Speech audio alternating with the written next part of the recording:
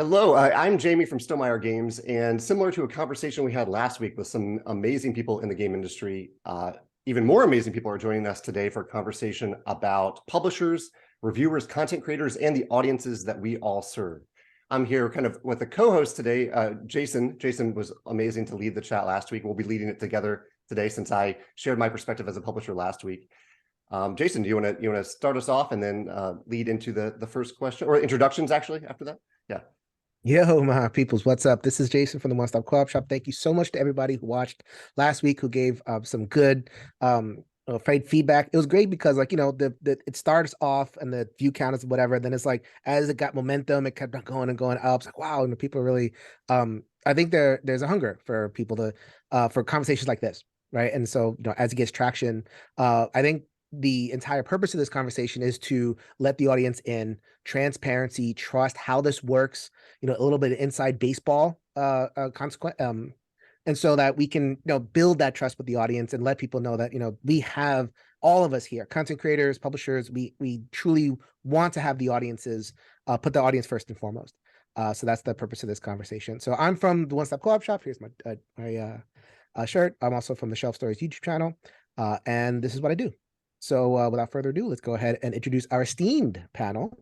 We are going to start with Danni Loe, who, by the way, if in case Danni disappears, they have to go early, which is fine, but just giving people a heads up. But so we're going to start with Danni. Go ahead. Thanks, Jason. I'm Danni. I'm the marketing manager for Hachette Games. So we're an importer distributor of several different studios from French Canada and France. And I help all these different studios market their games in the US. Okay. Anne-Marie. Hi, I'm Anne-Marie DeWitt from Fireside Games. I'm co-founder and co-owner of Fireside Games, and we're based in Austin, Texas, and make generally casual games for families and gamers. Helaina. I am Helaina Cappel. I run two brands, KTBG, which makes family games, a little bit on the heavier side of family games, and also Burnt Island Games, which are mid-weight strategy games for adults. I always have to add the adults in there after the kid one. And I am currently in Toronto, Canada. And Isaac.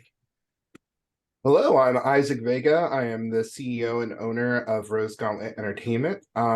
We just are a new publisher. We started about 2 years ago, and we make games that are focused on strategy, nature games, and also are expanding into the RPG space soon. Excellent. So we're going to jump right in, try to keep the conversation contained, especially with such a full audience. So the beginning question is about concrete marketing strategies, and that encompasses review copies as well as paid content. So go around about talking about your general strategy when it comes to that, and a sense of concrete numbers. So, how many review copies, is there a paid content policy, and what does that look like, etc. I'll begin with Danni. So working with influencers is one of my favorite responsibilities. And over the past almost decade, I've refined my process to something that I think works really well. I usually do 3 waves of review copies. One is about a dozen copies, 2 cases before the release. So as soon as the game is finished printing, we've validated the production. I have them send 2 cases over to me, and I ship them out to my core 12 reviewers who I think fit the target audience, who will get people excited, push pre-orders if they're open. Once the game hits the warehouse, which is usually a couple weeks before release, I send out another dozen copies. And then a month after release, I do a final dozen. And I stagger them in waves like that to keep a continuous flow of conversations in communities that aren't mine. Because content creators, that's one of their biggest values, is generating their own communities and reaching people that I can't as easily talk to. So this way, it seems like everyone is constantly talking about our games, because I keep new content coming all the time. That's the gist of it. I'll let other people chime in too. Does Hachette have a sorry for pronunciation? Did they have a paid content policy? Because we're an importer, I'm kind of in a unique position. I let our studios do the paid content. I let them. They'll do the how to play videos and any sponsored stuff. Usually, if there's a need that I specifically need, I'll talk to them and collaborate with them on that. But typically, it's up to the studio. Okay. And Ray, let's talk about Fireside Games. Sure. Yeah. Most of what we do is unpaid. We look at the reviewers, influencers that we've worked with in the past and how they've responded and reacted to different games. Which ones, covered them and that we felt like really got the games. Sometimes we'll have a game that goes out and we realize that we have a different perspective than the reviewer does. And so we bear that in mind when we're looking at, which future games to send them. And we have only paid 5 influencers. And it's weird because they were all TikTok and they all kind of backed into the paid. They started off by loving our games and giving us free content. And then when they reached out to me about partnering, we felt comfortable with the pay because first of all, it was low. It was low pay. And they started off by loving the brand. And so it didn't feel like we were paying them to have opinions that they didn't have, they were already fans. And so it seemed like a way of kind of supporting what they're doing. Mm-hmm. So in a sense that, just to pause on that, they are giving their opinions on the TikToks, but there's like a low amount of pay that's there. Is there like a paid promotion thing that Fireside ensures or that you observed? Paid promotion, what like was a little indicator? It's like, okay, this is paid promotion or whatever it is. Well, when we repurpose it, then it does come up as, paid promotion. I think some of them, when they started off, they didn't have the paid promotion on there, and they had to get some education around, because they were just starting off and they didn't know kind of the rules around that. So we did have to kind of, indicate to them that, it does need to be indicated that when it's a paid promotion. I think it got a little slippery because they started off like, we just love this, and what we both were perceiving was that I was paying for their time to create the video and not the time to, and not for their opinions. So it was all about like, okay, this is going to take some time to do some videos. And we didn't have any constraints around, like, I didn't talk about talking points or any kind of marketing perspectives that we were trying to get across. It was like, you love us, we love you, you're doing great content, here's the game, here's whatever their rate was for their time to make the video. So okay, thank you. Helaina, let's talk about Burnt Island and your other KTBG. Yeah, thanks. So we are, I guess, much like Hachette in the way that we have 3 waves of shipping preview copies or review copies. We're in a unique situation, I guess, on the panel. Maybe Isaac is sort of in this as well. We do most of our games on Kickstarter before we have a game go to retail. So we start with 10 copies going out for preview before about a month and a half to 2 months before our Kickstarter campaigns. Our expectations for those previews are that content creators are going to share them with their audience. We are never expecting an opinion. It's a preview. So that's a very difficult thing to give to something anyways. They're all paid. Often we have people reach out to us through the campaign saying, I don't want pay, can you send me a preview copy and I'll create some content. We also pay for playthrough videos for Kickstarter campaigns. So we're very set up by the time the games are ready to go to retail with previews. Our next wave is that before the game releases, about a month before the game releases, we'll send out more copies to other reviewers. And since we have the games sent to us, it's no longer a preview, it's a review, and we'll send those out. We don't pay for those. And so I also don't expect for a content creator to share their opinion on it.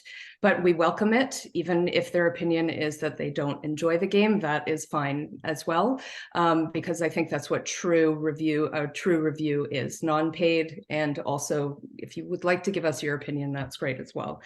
And then after the game is released, to support sales, we trickle games out throughout the months following the game release. And our biggest goal is to just reach communities that we are not able to reach ourselves, because content creators have so much more reach than we do as publishers.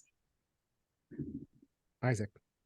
Yeah, in a very similar vein as Helaina, we focus on those early paid promotions for campaigns. So we're looking for how to plays. Sometimes we're looking for playthroughs, and even featuring of the solo play. We recently did that on our Wild Gardens campaign, and that worked out really well. With our previous campaign, we sent out about 20 copies right before its mainstream release.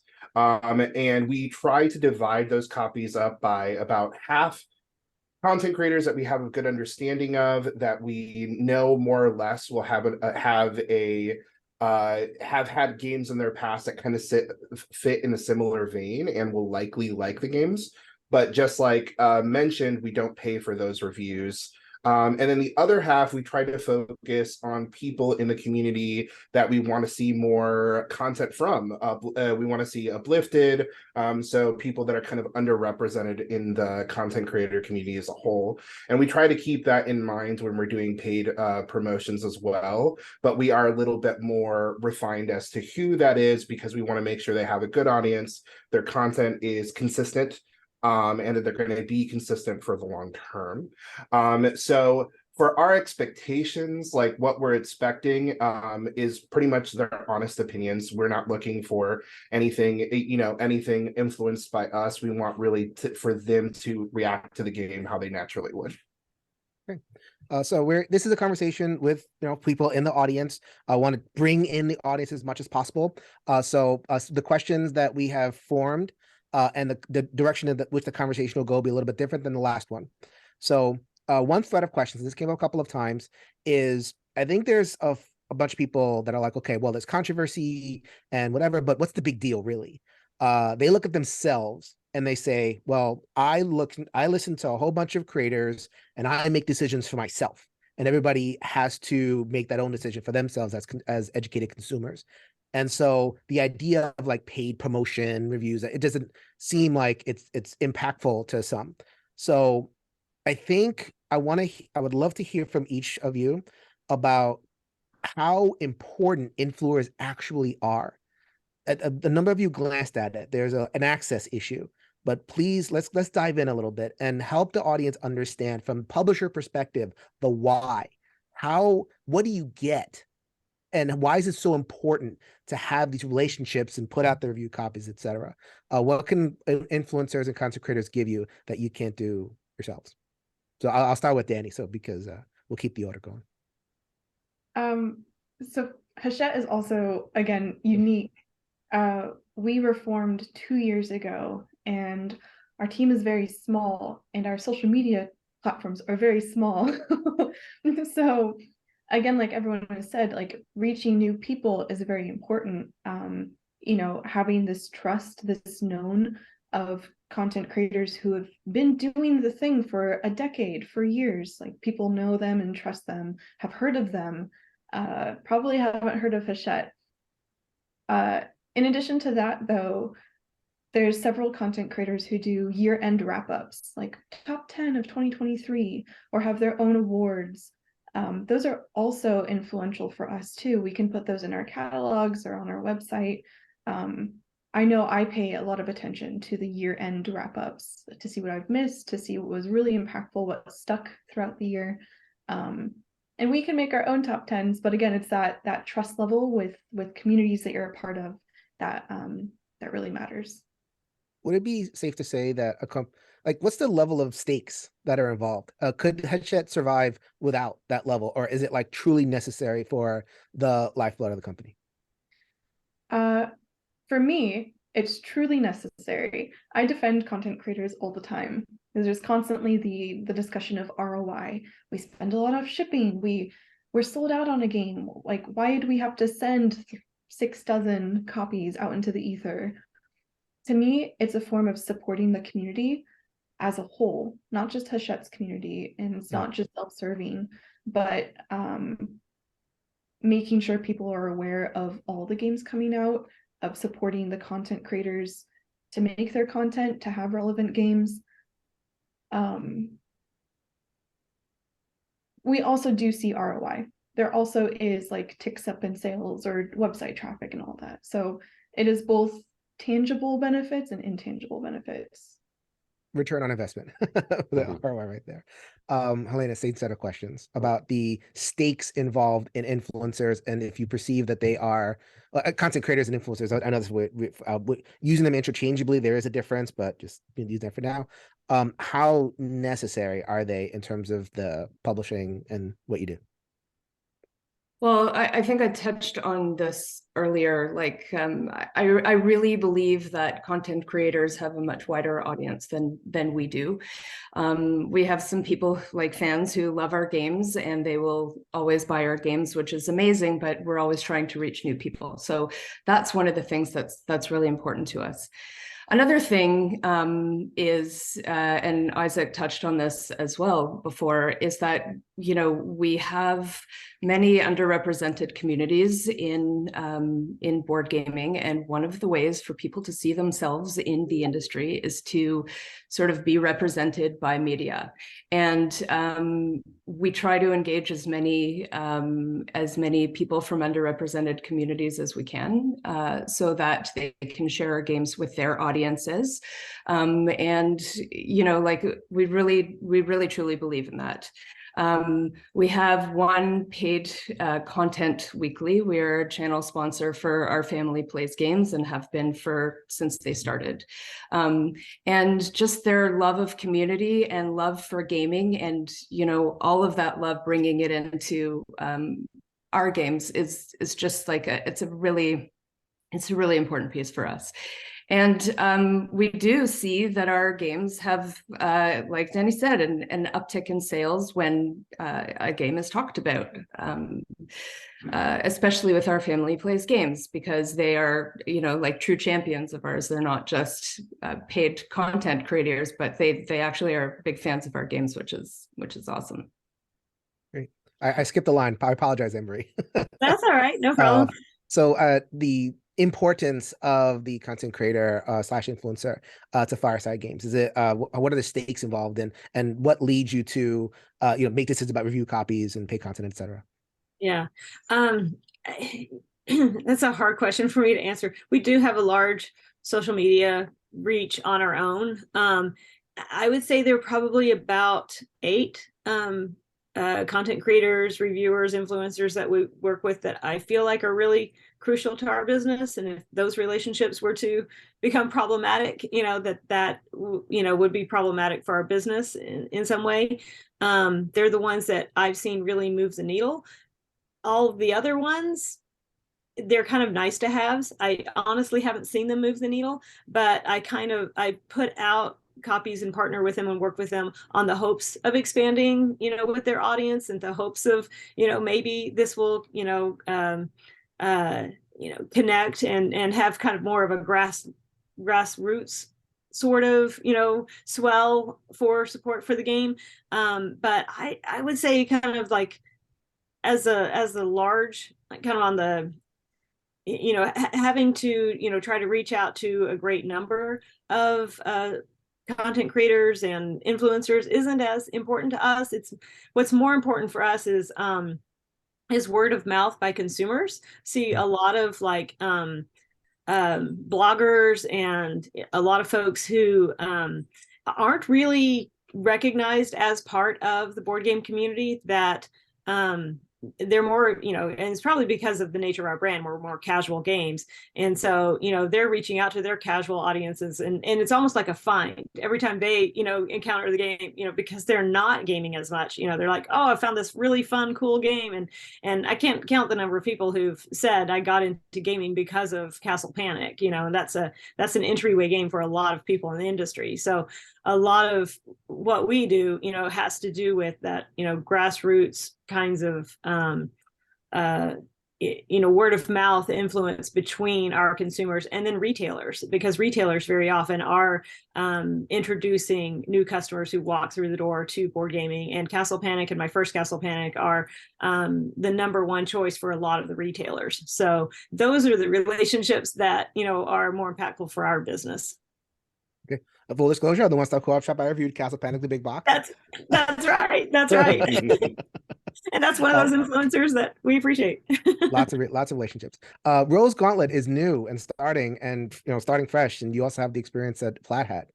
So I'm eager to hear from you in terms of your perspective on how important influencers have been in this project that you're trying to launch. Yeah, I'll agree with pretty much everything that was said. The only thing that I want to kind of add is that I see influencers as well as kind of like the most engaged customers. No other group of people is playing more games than they are.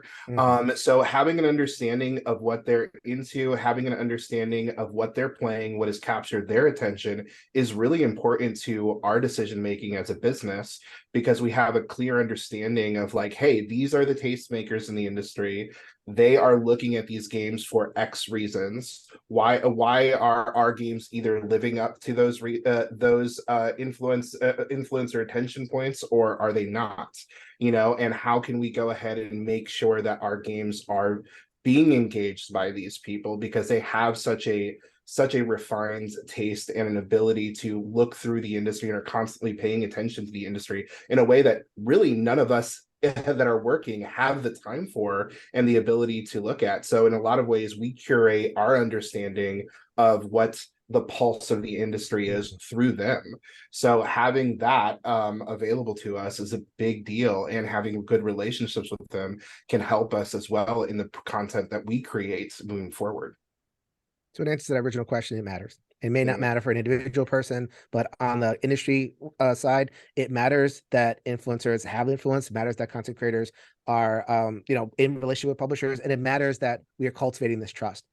Because you can see it, right? I mean, I think a couple of people have glanced at it. I'm like, okay, where the relationships are good, everything's good. But where the relationships are difficult, I think Emery mentioned, like if it's become problematic, then we got to talk about this. So this isn't just something we could just let slide, which is the purpose of this conversation. Jamey, did you have any thing you want to jump in on? Yeah, I wanted to add one little thing. I totally agree that it matters. And I think it not only matters today when Helaina sends a copy to Our Family Plays Games, but it also matters because that content is forever. It matters 5 years, maybe even 10 years down the road, when someone is entering the hobby for the first time. People enter the game hobby every day, and they see that video about a game that Helaina sent Our Family Plays Games today. They see that video, they see that enthusiasm a year from now, 5 years from now. So that content is forever. And that's one of the reasons I think it's relevant, not just today, but on an ongoing basis for a long time. And so because of the stakes, this is why whenever something happens, right? And there's, I can talk about one controversy, but there's like so many that come up in terms of that. Now that we know and have talked about the relationship between the importance of the influencer, talking about the relationship between the influencer and the publisher, and this sense that like, okay, well, influencers have all this incentive to kind of like go along with the publisher, and the publisher has incentive to kind of like control the narrative about their game a little bit, right? And even if it isn't like this direct, you must say this, just in the self-selection of like, a couple of people have mentioned, well, we're going to work with people who like our games already. So there's a selection thing there. It's like, okay, we're going to highlight those voices, and then the other voices, if you want to be critical, it's a little, it might be harder to get that relationship or something from the publisher. So I don't know if anybody has had any thoughts about that, about, okay, am I just in this marketing thing? How do you balance, I'll put it that way. How do you balance marketing and the cultivation of trust in the audience? And I can, Danny has a time, so we're gonna go to Danny first, and then go Yeah, on. I can jump in before I jump out. Um, so I try to mitigate negativity around the game by doing a lot of groundwork in advance. And this is not controlling the narrative. This is not me writing the quotes for the influencers, but I do put a lot of effort forth when I'm reaching out for the first time to say, hey, I have an early copy of Sky Team. It is a cooperative game. It is only for 2 players. I describe the other unique aspects that could be divisive. So if I'm going to you, Jason, who is at One Stop Co-op Shop, I know this game is probably up your alley. It's right there in the name. But if I'm going to Starla, who does not do co-op games at all from OFPG, well, I'm being upfront about it. I'm like, this is not the game for you. If you are interested in it, great. But I'm just letting you know ahead of time that it has XYZ things that typically don't check the boxes for you. So I also, unique position, have all of these games in my catalog. So when I go to an influencer, I'm proposing 6 new games at a time. And it's also not realistic for them to accept all of them at once. So by doing this upfront description, I'm helping them spend their time wisely as well. Because I don't have the perspective of an influencer where I have, my content calendar. There is a certain pressure, I'm sure, to balance when you're publishing such and such game. And I don't think it feels good from the content creator perspective to have a game that they didn't like that they've committed to making content for. So I see it as a 2-way benefit to provide that info up front. Okay. Emery, same question in terms of I guess that's part of the distrust, right? This idea of controlling the narrative, and that publishers want to control the narrative, and then that influence can kind of hit the influencer, and then that radiates out. I don't know if you had any ways that you navigated that issue.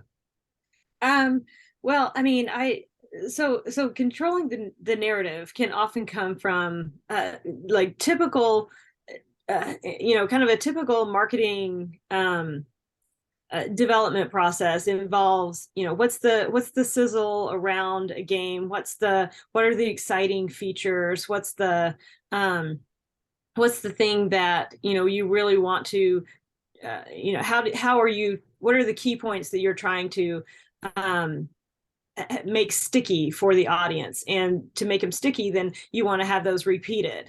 And so there are larger organizations that have very controlled marketing programs where they have their talking points for, we want to make sure that people understand these 3 key differentiators. And in all of our marketing programs, we're emphasizing these 3 things about this game, so that everywhere they see it, they get like this is how, and then that message, will permeate. We are not that organized. We don't have, I mean, when we're doing our own internal like copywriting and our own marketing, we do make sure that we're hitting those points. But when it comes to the marketers, I actually want a more vibrant, lively reaction, because if I have found that when I am looking at my, our catalog, our games, and what I see as a unique feature and what's interesting and differentiates this from anything else, and this is the reason you want to, look into or pick up this game, that can be quite different than what the end consumer, or if you look at the influencers or the reviewers as kind of that alpha gamer, that alpha consumer, they can see something in the game that I never saw. So I don't want to ever quash that experience. So I don't ever hand over talking points. I want to see what is the beauty that you see in this game. And that can end up influencing how I continue marketing. So sometimes I'll start off marketing a game some way, and then I'll start seeing the reviewers and the consumers reacting in a different way. And then I move and start changing my marketing points to fit to what is really hitting with the the people who are buying and loving the game, and really emphasize that. So, so I don't control the message at all. I let them just react to it the way they are. I mean, the conversation is mainly like me reaching out to someone saying, you know, we have this game, here's what it's about. If you're interested, I'd love to send you a copy, and they let me know if they're interested or not. So, I mean, some negative reviews are never heard because, you know, they're just not interested in the game to begin with at all. So, you know, they never get that review copy. There are so many games that are out there now that no one wants to spend their time, you know, playing and reviewing and talking about an experience that they didn't enjoy. We're just looking for enjoyable experiences. So I think sometimes it can seem that like the reviews are, you know, that might be difficult to find a negative review, because the negative review is, I'm so not interested, I didn't even want to review your game. You know, so that you know, it's not public, you know, that way. Right. So, and then also, you know, like, I'm glad that it stops there, because I don't want a message to go out, you know, about a game that we've worked really hard and we've spent a lot of money on to get in front of an audience that, you know, because that reviewer didn't, you know, have a personal connection to it, they didn't personally like it, then that's swaying people who, you know, we could be spending time approaching audiences that are more key to that game. You know, not every game is for every person. You know, it would just be very bland if we tried to create products that were made for everyone. So it's a matter of finding that key audience and who's going to enjoy it and who are the right reviewers for it. So, and I think maybe that's why it can look like the message is being controlled in some way, but really it's like the message is already being refined for the right audience, you know, long before it gets there. It's great answer. Helaina. Yeah, those were very good points. Just going back to the Kickstarter piece of it, you know, we're very, very focused on who we choose to do our previews, and we're focused because we want the game to look a certain way when we hit Kickstarter, and so that is for us very, very important. But when we are about to release the game, things open up a little bit, where we are not just doing paid content. We know we're going to have people give their opinion about things, and we're not paying for that stuff. And typically, I mean, it hasn't happened to us yet. I imagine one day it will. But typically, from what I hear from my colleagues, like Anna Maria said, when you are approaching a reviewer who isn't interested in the game, they just say we're just not interested, and thankfully we haven't had that yet. We have had, you know, we send a game to reviewers and they're like lukewarm to it, and they say that they're lukewarm to it, and that's okay. And often their audience or other reviewers don't agree with that opinion, which is, you know, we're lucky about that. But I think it's also very healthy to have people out there to say, you know what, I thought I was going to love this game. I played it. It wasn't for me. And, you know, maybe it will be for you or this audience, or, you know, whatever it is. In terms of like controlling that narrative, again, you know, I'm not going to send a game to somebody who is not going to be interested in it, or whose audience doesn't match the people who we want to be playing our games. That it wouldn't make sense to me. So in a way, I suppose it does look like we control something, but it doesn't make sense to be sending stuff out to people we know this game is not for them. Again, I always welcome conversation about, you know, from a reviewer, why didn't you love this game? Is it something that's mechanically wrong? And maybe that's something we can actually work on in the future for the next time we print the game. Or is it just that it's just not for you? So I think a healthy dose of that conversation is important as well. Isaac. Yeah, as far as like, I agree with pretty much everything that's been said. The only thing that I want to add is any additional curation that we do is mostly like looking at like, okay, have we sent this reviewer a review copy before? Have they then not followed through on actually making a video, not followed through on making content, and not communicated with us that they weren't going to do so? because these copies are very expensive. Sometimes we're asking for our factory to produce them ahead of the actual production, and making that content can sometimes cost us 3, 4, 5 times more than it would to even purchase the game. So putting that kind of investment in our content creators, we want to make sure that, like, hey, they are going to go ahead and follow through on the content that they're saying that they're interested in creating. And the other thing we really try to make sure, as far as like controlling the narrative, is not so much on video content creation, but more on written content creation, which making sure that our press kits are stellar. We provide a good synopsis of what our game is about. We also provide a lot of imagery that is going to go ahead and feature the game in the best light, so that they can go ahead and extract from there on different pieces that we're going to probably make our game look better, or look in the way that we hope that is going to be received to their audiences. Okay. Any thoughts, Jamey? Yeah, I guess one thing I wanted to add, I've been trying to figure out the way to phrase it, is in terms of this one way you can call it a selection bias a little bit, but it's selection bias on both sides. Reviewers are deciding if they're interested in the game or not, and publishers are deciding which reviewers to reach out to. But the other side of it too is that, and while I don't expect a reviewer to buy a copy of a game, any reviewer can buy a copy of a game and review it.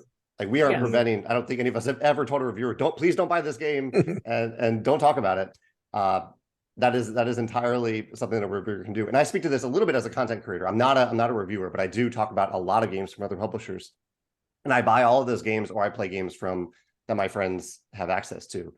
And that gives me a certain level of freedom to choose which games I want to play and which games I want to prioritize. So I think if there is anyone in the audience out there who's watching this and they're like, why didn't Stonemaier Games send a copy to this reviewer? Why didn't Fireside send a copy to this reviewer? My favorite reviewer.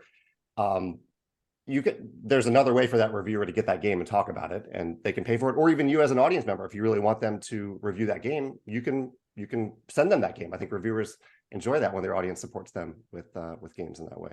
Jason, I don't know, you haven't been able to answer many questions, but could you speak to that a little bit? Have you ever bought a game that you wanted to review because a company didn't send it to you? All the time. Or a game that you just wanted to talk about it? Yeah. As much as I can, obviously. We have a Patreon that comes in, and I just purchased the game with my Patreon funds that's going to come in 2024. Just because I want to. And I think, like, so selection bias, and we're not going to kind of nail a lot of these concepts here. This is such a conversation, and we're about to get to a wrap-up point. But just to let folks know that in terms of suspicion that people might have created by the wall of positive reviews, like, okay, I think that's really what gets to it. I think Anne-Marie kind of mentioned in her comment, there's a lot of positive reviews, and these publishers are open about the fact that this is part of their process. This is a selection bias thing. This is a not necessarily control, because that's a bad word, but not there is control in the sense of like bullet points here, say this about my game, but a sense of like, okay, the people are enthusiastic about games. We don't want to knock games. Who wants to knock games? I mean, that doesn't help people. Like, what we're trying to do is we're trying to help people find their fun. We're trying to matchmake, and I've done a video series about how the reviewer is a matchmaker. The enthusiast is a matchmaker. So I'll refer people to my series and talk more about that. And so does that create the impression for people that content creation is this kind of like buddy cozy thing? I think that some of it is impression, some of it is reality, and we're not going to solve that here. But to let people know as much as possible what the process is and what the goals are, and let people decide for themselves. Really, I mean, at the end of the day, like, that's kind of what it is. Absent, like, independent, hard-boiled journalism that reviews everything and gives opinions about everything, that's very hard to find. So that's kind of, we're just do the best we can. So as we wrap up, I would like to, I'll close with the same question that I asked the last panel, which is a final message to the audience. So that's my message to the audience in terms of, we're trying to do our best to match make, and there's a reason why it looks all positive. It's not nefarious. We're not trying to cheat people or kind of cozy up, but we're genuinely enthusiastic about this hobby. So I'll go in order. We'll go Anne-Marie, Helaina, and Isaac, in terms of a final message to the audience that you would want to share about, how you want ultimately to relate to them. Yeah. I think kind of final message around, the publisher, content creator relationship, and, what, peeking behind the curtain, and what you need to know is we're all very busy. And we actually don't have enough time to cultivate the kinds of relationships that I think, might be assumed happen. Usually what happens is that there's a mutual admiration. I admire their work, they admire our work, and because of that, there becomes kind of a natural affinity and a natural positive review around the games, because they like our brand, we like their content, and so it's not anything, nefarious. It's not anything really even worked on by either party, because we're just too busy. It's something natural that flows out of that mutual respect. And I'll also piggyback onto that I think that the content creators, reviewers also have like that relationship with the audience. They're spending more time with their audience, and so they're not going to want to negatively affect that relationship, or to promote anything that they don't feel comfortable with their audience, because that's the number one relationship they have, far beyond the relationship with the publisher. So I'll leave my comments at that. Amory, you're on fire. I mean, one of the points that I made in my video is, yes, we're biased towards publishers, but we're more biased towards the audience. Yes. So in terms of that seeking out like an unbiased, well, unbiased is hard, because we're what Isaac said, which is, I'm never going to forget this, like the first consumer, the alpha consumer, or whatever, like we're in this. That's and right. like, and I think so in terms of content creators, like not forgetting that this is where we come from. This is who we are. We are the audience. We're not just, this person that's, linking with publishers, or a pseudo marketer, or whatever it is. Like, that's who we are first. And so if we have bias towards the fine people that are on this call, I have more bias towards the commenter who takes their time and says, okay, what a great thing. Or even the commenter that says, okay, I disagree with this. I truly, and it's hard to kind of say, so I'm just going to keep on saying it until people believe it. That's more valuable to me than anything, really is. So thank you so much, Amber. You triggered that in me. That was great. Oh, good. That was very well said. Very, very well said. Go ahead, Helaina. I just keep going back to our Kickstarter backers, and like, I wouldn't be a publisher making games at this point, 9 years into it, without them. And so when I make a game, I make it so that I know that those people are going to love it, every bit of it, the content, the pieces, just everything about it, the art, everything. And so for me to engage someone from media, I want to make sure that they're also going to be loving who they're watching and talking about it or writing about it. That's a really, really important piece. I wrote down the mutual admiration, Anne-Marie, because I really, really, really believe in that. I want people reviewing our games that also are our fans. They are the people playing it. It just, that works for us. And I mean, we make family games. That our company, the KTBG side is at this point bigger than Burnt Island Games, which I never expected to happen, but it is. And we have content creators who come to us and say, we love your games, please give us more. What can we do? And like, for us, that's what we want people to see. And for some gamers, their first sight on one of our games is interacting with a video or reading an article from a content creator. And if they're enthusiastic and love the game so much and they are respected, then we've got an audience and gamers who want to be buying our games. So that mutual admiration really hit it on the nose. Absolutely. Yeah. Isaac.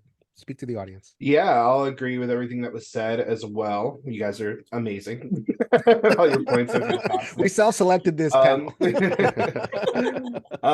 What I want to add to the conversation is I want to speak to those content creators that may be hearing everything that we're saying and feeling a little bit discouraged because maybe their audiences aren't big enough yet. Maybe they don't have a ton of content out there. Maybe they've been rejected before by a company that they really admire and love. No doesn't mean no forever. Keep working, keep reaching out, reach out about older games that sometimes aren't getting love. Keep letting us know about like the new content they're creating. Keep letting us know about the stuff that you're working on or people you're collaborating with. We, like Anne-Marie said, we are very, very busy. We're wearing a lot of hats, especially at smaller companies, and we don't always have the time or the bandwidth to go through all of these different content creators that are coming out, all the different content that's coming out, and people that are doing amazing work out there. So feel free to let yourself be known, to reach out, to continuously let us know about how you're doing and what you're doing, because then that's going to put you on our radar. That's going to let us know that you're paying attention to us, and it's going to let us take more time to go ahead and appreciate what you're doing out there. So just keep working at it. You can have those relationships with publishers. You can get more content for your fan base, and you just need to keep growing and keep doing your best. And there's always space for new content creators and new voices out there that love this industry because our community is so wide and vast and so exciting. And people want this content. People want their favorite games talked about. They want to learn how to play them. And you guys are providing an amazing service. And we're so appreciative of all the new people that you bring into this industry, because without some of your content, they wouldn't even know that we exist. So we do appreciate that work, and we appreciate the love that you put into the games. And we know for so many of you, this is a passion project, and this is not your livelihood, that this is something that you're just doing because you absolutely love games. So we appreciate you 100%. And we can only support so many because we only have so much product and only have so much money. But as we continue to grow too, we may be able to add you to those lists. So please keep trying and keep reaching out. All right, Jamey, close us out. I loved all three of those closing thoughts. This conversation with Jason and I started with a controversy in the industry. And so I wanted to bookend it a little bit by just saying succinctly that the two things that happened in that controversy that were highlighted and maybe scared people a little bit were a publisher asked for a positive review, and a publisher offered to withhold negative content if pay was made. And I wanted to stress that I think, as you can see today by this panel and the other panel, and if you ask most publishers and most content creators, that is the extreme exception. I can't think of any publisher that I know who has ever specifically asked for a positive review or offered to pay for it, or a reviewer who has said, I have negative content, I'm not going to post it if you pay me to post more positive content. So I just wanted to stress, I think that is the extreme ends of the spectrum that are not normal. I think bad things will happen, but for the most part, you're going to see amazing publishers like the people here today, amazing content creators like Jason, who are not doing those things. And I think that's been the way in the past, and I think that will be the way in the future, certainly for Stonemaier Games. And I think, I don't want to speak for all of you, but I'm guessing that none of you have ever done that or will do that in the future. Absolutely. The conversation continues, people. This is 2 different Zoom calls. We're going to close this particular series out. I mean, Jamey's doing his own thing. I'm doing my own thing. But on my channel on Shelf Stories, I'm continuing a series on content creation, just kind of like looking almost like a philosophical look, going real through it. It's a 5-part series at this point, so I have a lot to say. So that's my own contribution on Shelf Stories, and just the conversations and the transparency and the willingness to be critical and look at what we're doing. Like Anne-Marie had a great thing about, like, okay, we're partnering with TikTok. Let's learn together about how that works. And so that was a great example of the continuing education that we're all going through, and we can't have that education without hearing from you. So please continue those comments, continue that interaction, and that's how we get that healthy community going. So thank you, everybody, publishers, everybody that joined on the channel, and everybody who's commenting and watching. Thank you all. All right. Thank you all. Thank you. Thank you for having us. Yeah.